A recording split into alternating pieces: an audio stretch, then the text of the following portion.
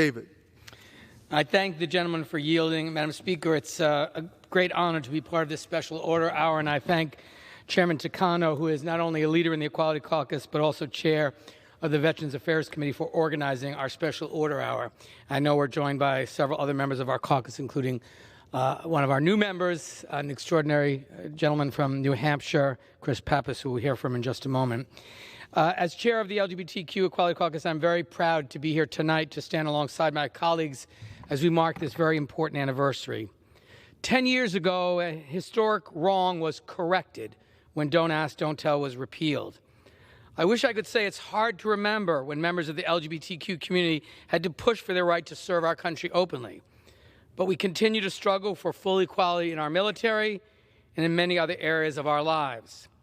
A few years ago, President Trump imposed a ban on transgender people serving their country in the military.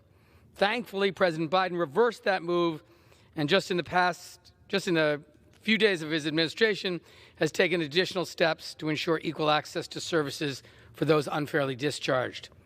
Thousands of members of the LGBTQ community have served and continue to serve in our nation's military, and we are grateful for their service.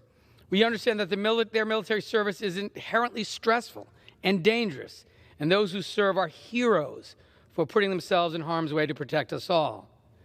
Now imagine conducting that service knowing that your very identity must be kept hidden at the risk of being thrown out with a dishonorable discharge.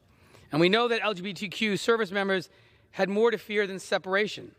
They had to face discrimination and potentially violence within their ranks should their identity be known. The problems facing LGBTQ service members did not vanish immediately upon repeal of Don't Ask, Don't Tell. I'm proud of my colleagues who continue to push to create a level playing field for those discharged under this discriminatory policy. I particularly want to acknowledge Congressman Takano and Congressman Pocan. But there's still much more work to be done, and the LGBTQ Equality Caucus is committed to continuing this fight alongside those who have served. Today, as Chairman Takano mentioned, my colleagues and I will read some first-hand accounts from people discharged under Don't Ask, Don't Tell, so the American people can really understand the story of their lives. My story is from John Eggwood, who served in the Army and identifies as gay, biracial, cisgender man. He writes, "I joined the military knowing, at least intellectually, that I couldn't be my authentic self. However, it would take several years of introspection to realize what impact this would have on my life. I told myself it would be easy to navigate as a gay man since I grew up in the very rural and anti-gay western part of Texas. I thought this would be a proverbial walk in the park. When I first heard that Don't Ask, Don't Tell would be repealed, I was incredulous and nearly in tears. It was almost unimaginable that this would occur within my lifetime. My then partner and I were both military and couldn't even acknowledge our relationship in the workplace.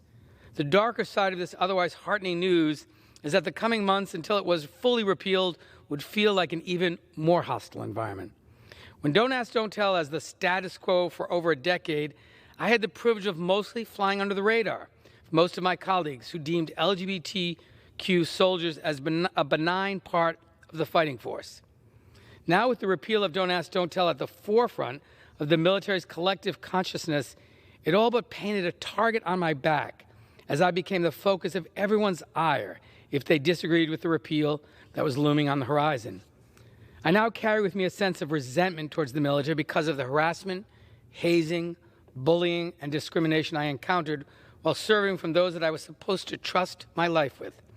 I had to choose between serving my country and my relationship.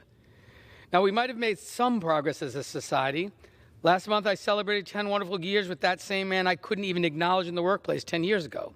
He's now my husband, and the military that would have discharged him out of a decade ago now honors our marriage and was very accommodating in granting a compassionate reassignment of duty location when I was diagnosed with stage 3 non-Hodgkin's lymphoma.